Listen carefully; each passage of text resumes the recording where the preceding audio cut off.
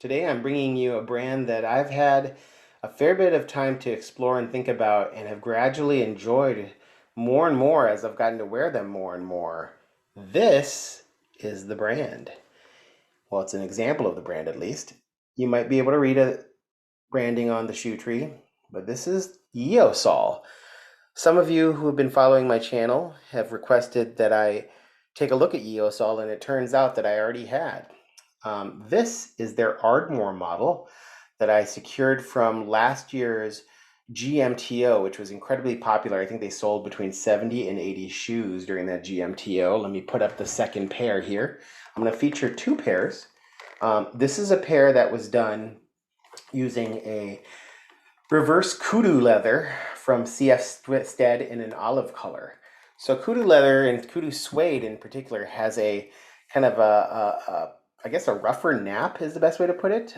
So it tends to acquire fingerprints a little bit more easier. You can see just me doing this. It has maybe a higher nap would be a good way to put it.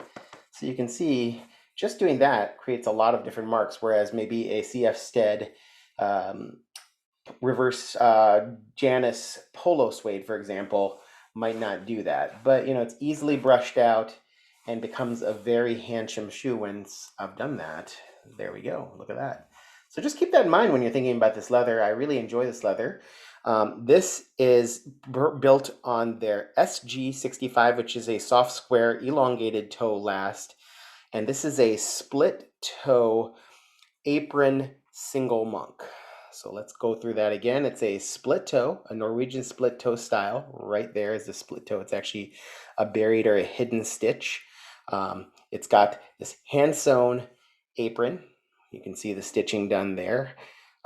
It's a single monk, meaning it has one single strap across the vamp.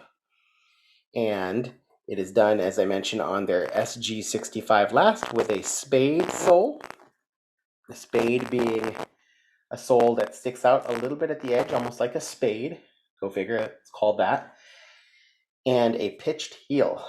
This is very unique to Yeossal's styles, as well as some of the other styles coming out of China. And in fact, Yeossal, while based in Singapore, sources their shoes through a factory in China. I believe it's BW, or Blazing Wonder Shoe Factory, makes a number of other brands' shoes, but work with Yeossal with their specific lasts and their specific leathers to create these shoes. So most of the leathers that Yeossal features are imported Italian and French leathers. They're typically full grain, obviously full grain leathers. They have Kudu leathers, they have hatchgrain leathers, and I'm going to show you another shoe that I have in hatchgrain. And these shoes are finished at a very high level. So they're hand stitched, hand welted, hand lasted shoes. So they're done by hand largely, although there's always some possibility that there's some machine features here. That I know they talk about having a hand stitched waist, and they have a blind waist, meaning you really cannot see the stitches on that waist there. You only start to see the stitches when you come out of that waist in the fudging that's here. And I did some measurements. This is about a 10 stitch per inch stitch density on the welt here, which is actually very good. And quite a bit of detailed stitching and high stitch density on the apron as well. So Yeossal's initial collaboration when they got started in shoes was with Antonio Macariello, and I think that they eventually parted ways. But I'm guessing they learned a fair bit from Antonio Macariello. Some of their styles are reminiscent of shoes. For example, their split toe derby is reminiscent of Macariello's Centurion shoes. So just keep that in mind, that sometimes the styles are borrowed a little, and as long as you're okay with that, and you're not necessarily using somebody else's material, then that's fine. I honestly don't care, because I think they do enough to customize the shoes to their own liking. They use their own lasts. They have actually 8 different lasts. They also, as I mentioned, provide this very pitched angular heel, which is very neatly tapered and kind of fit to the taper on the heel here. Has a seam in the back here, which is typical for single monk. This is not a seamless design. The buckle is a single monk buckle done in a silver color. Natural lining on the leather. If I take out the shoe, here you can see the natural lining And again, that Yeossal branding that you can see in there. They have some details on the side there. This is the Ardmore model. Let's take a look at their shoe tree. Really lovely shoe tree. The GMTO included these shoe trees for free. Beautifully done. You can see the sheen on that. They're actually quite light because they're partially hollowed out. So done very, very well. And you can see just beautifully executed. More of a standard tree which compresses here rather than a true hinge. And these are lasted shoe trees, meaning that this shoe tree is designed for that SG65 soft square elongated last that I chose here. Wanted to point out that this is their fiddleback waist style, as I mentioned. When you don't buy toe taps, there are no nails here. So if you tend to wear out the fronts of your toes, you may want to think about getting a toe cap or a toe plate there. Here's their fiddleback waist, which has that sharp angulation to the waist right there.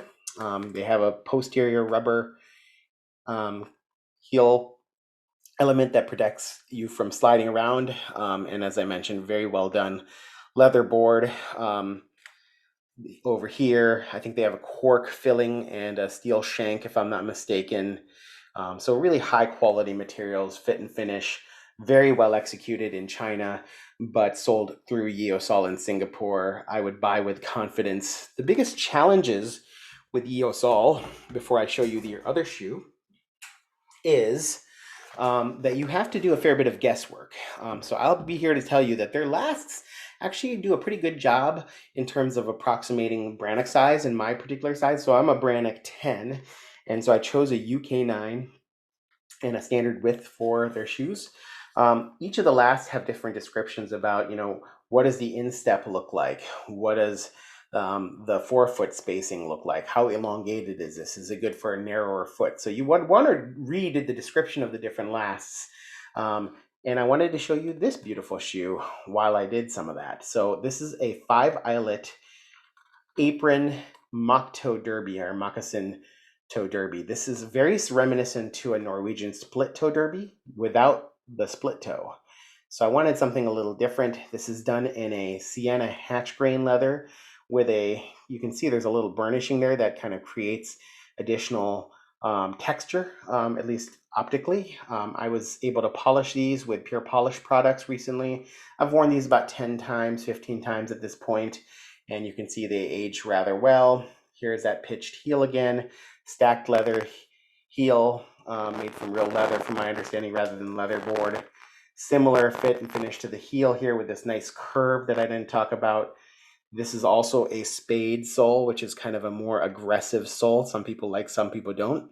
But in this case, you can see I decided to use a bevelled waist design here and a toe plate. So I'm pretty happy with those choices. This seems to be wearing well. A couple things to note, 10 stitches per inch or thereabouts on the sole here in terms of sole stitching. Blind waist here, which is really well executed, but there are better. For example, Antonio Macariello has a tighter waist, I would say, than Yeossal is employed, but really overall quite nice. You can see the details on the stitching there is very, very cleanly executed. Everything is lined up perfectly. Details are very, very well put together. You can see some of these subtle details on the vamp here. And over time, it looks like the leather has done a nice job of creating these rolls with maybe a little bit of creasing, but pretty subtle. You can see this is high quality Annonay hatchgrain leather. Beautiful last. I'm going to try to show that last a little bit so you can kind of get a sense of it there. Heel cap, well executed with a stitch here. Sometimes you'll see a seamless heel, but in their case, they didn't do that. So that's a little bit of a workaround.